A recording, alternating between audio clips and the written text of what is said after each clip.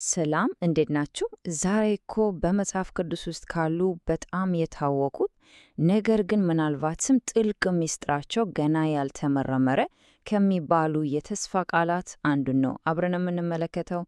አዎ፣ ይህ ብዙዎቻችን የምናውቀው ግን ደግሞ ሕይወትን የመቀየር ኃይል እንዳለው ብዙ ጊዜ የምንዘነጋው ድንቅ መርህ ነው። አዎ የዛሬው የጉዞአችን መነሻ ነጥብ ይሄ ኃይለኛ ቃል ነው። ለምኑ ይሰጣችኋል፣ ፈልጉ ታገኛላችሁ። ይሄ ጌታ ኢየሱስ በታዋቂው የተራራ ስብከቱ ላይ ያስተማረው እምነትን የሚቀሰቅስ ዋና የተስፋ ቃል ነው። ዛሬ እንግዲህ ይህንን ቃል ነው ፍሬ ከርስኪውን አውጥተን የምንመለከተው። እሺ፣ የዛሬው ጉዟችን እንግዲህ ይህንን ይመስላል። መጀመሪያ የታላቁን የተስፋ ቃል እንመለከታለን። ከዛ ደግሞ የቃላቱን ጥልቅ ትርጉም እንፈታለን። ቀጥሎ በታሪክ እንዴት እንደተረጋገጠ እናያለን። ከዚያም በሕይወታችን ውስጥ ያለውን ስፍራ እንቀኛለን። በመጨረሻም ደግሞ ለዓላማችን የሚሆን ጸሎት እናደርጋለን። እንግዲህ የዚህን የተስፋ ቃል እውነተኛ ምስጢር ለመረዳት ቁልፉ ያለው በሶስት ቀላል በሚመስሉ ቃላት ውስጥ ነው። ለምኑ፣ ፈልጉ እና አንኳኩ። በውጫዊ መልኩ ስናያቸው ቀጥተኛ ይመስላሉ አይደል? ግን ከጀርባቸው ያለው ትርጉም በጣም ጥልቅ ነው። እስኪ አንድ ባንድ እንያቸው። አያችሁ፣ እያንዳንዱ ቃል የተለየ መንፈሳዊ እርምጃን ነው የሚያሳየው። ለምኑ ስንል ይሄ የትህትና ምልክት ነው። ፍላጎታችንን አውቀን ከኛ በላይ የሆነ ኃይል እንዳለ አምነን ስንቀርብ ማለት ነው። ፈልጉ ስንል ደግሞ ዝም ብሎ መቀመጥ ሳይሆን በድርጊት የታጀበ ጥረትና ትኩረት እንዳለ ያሳያል። አንኳኩ የሚለው ደግሞ ዋው፣ ይሄ የጽናት ጫፍ ነው። በሩ እስኪከፈት ድረስ ተስፋ ለመቁረጥን ያለመታከትን ያሳያል።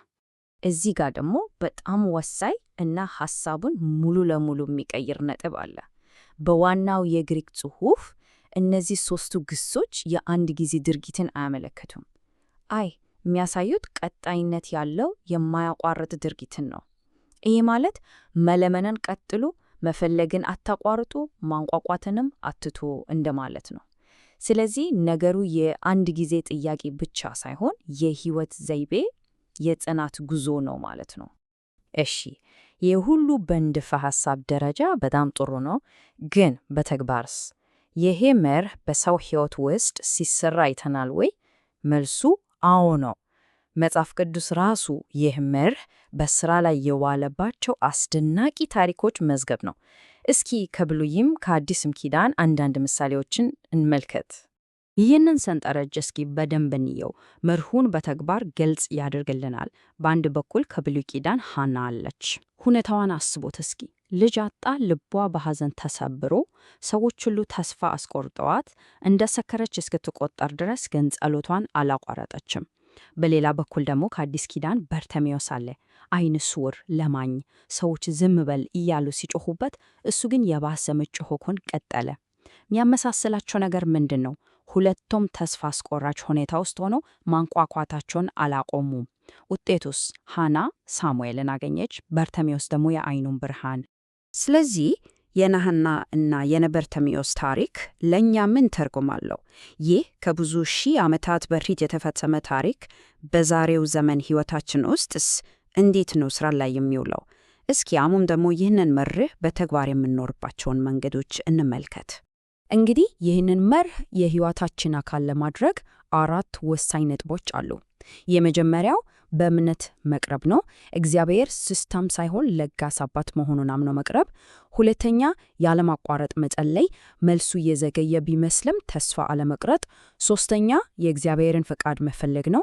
የምንለምነው ነገር ከባህሪውና ከቃሉ ጋር ይስማማል ወይ ብሎ ራስን መጠየቅ እና አራተኛ ግልጽ እና ዝርዝር መሆን፣ ፍላጎታችንን በግልጽ መናገር። እነዚህን ስናደርግ ነው ያ የተስፋ ቃል የኛ እውነታ የሚሆነው። እሺ፣ እስካሁን ድረስ ይህንን ምር ለራሳችን ሕይወት እንዴት እንደምንጠቀምበት ተመልክተናል። ነገር ግን ይህ የመለመን፣ የመፈለግ እና የማንኳኳት ኃይል ከግል ፍላጎታችን አልፎ ለምንኖርባት ዓለምስ ቢሆን? አዎ፣ ትኩረታችንን ከራሳችን አውጥተን ለጋራው ዓለማችን እንጸልይ። እስኪ አንድ የጸሎት ምሳሌን አብረን እንመልከት። ቅዱስ እግዚአብሔር ሆይ፣ የዓለም ሁሉ ፈጣሪና ጠባቂ፣ ስምህ ለዘላለም የተባረከ ይሁን።